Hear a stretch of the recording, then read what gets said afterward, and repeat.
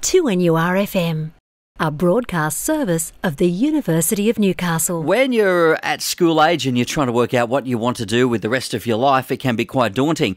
That's where the likes of Career Expos can come in to give you a bit of information about how a career would look like and some of the pathways to get to that career.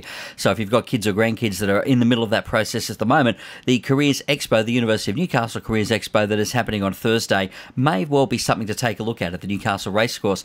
And somebody that's about to race from here in the moment over to get organised for that is John Purcell. And good morning, John. You've got to mark out all the spots for the storeholders next, so you'll be very busy. Good morning. That's right. Good morning.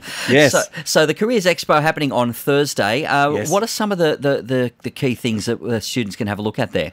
Look, the expo has been designed around the whole, I guess, post-school education sector. Universities are represented there. Obviously, Newcastle University being our major sponsor, they put on a fantastic display. They can talk to colleges, and but there's a lot of industry as well that we've got there this year to help them make those decisions.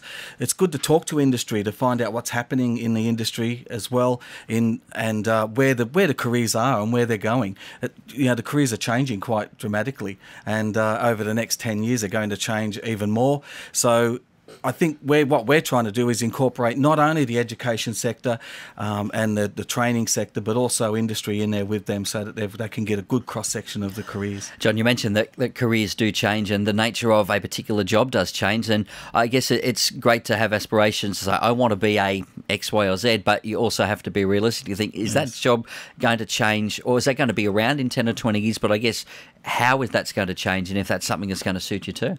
That's exactly right. Look, they're changing. They've been changing now for forever, really. Forever, yeah. Really, yeah, I guess forever. But dramatically, in the last, 15, 20 years.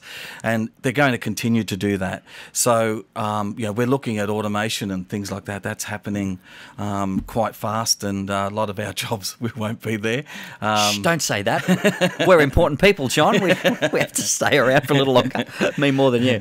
Yeah. We're also looking, it's not only the education sector that's being represented there, as I said, but we're looking at we have for the first time a apprenticeship traineeship zone.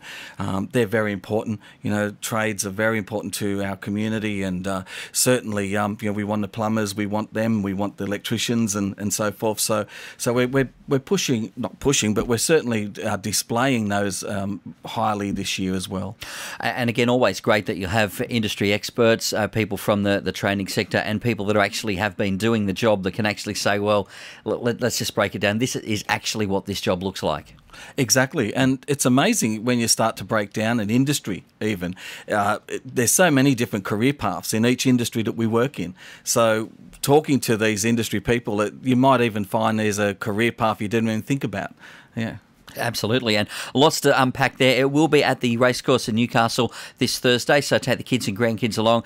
You might even meet John there. He might have actually got everything set up by now, mate. Yes. So I won't take any more of your time. No problem. Thanks for coming in, and we'll see you over there on Thursday. Thank you very much. Some more details on the Careers Expo you can find at 2NURFM.com and our morning show page. As always, 2NURFM 103.7.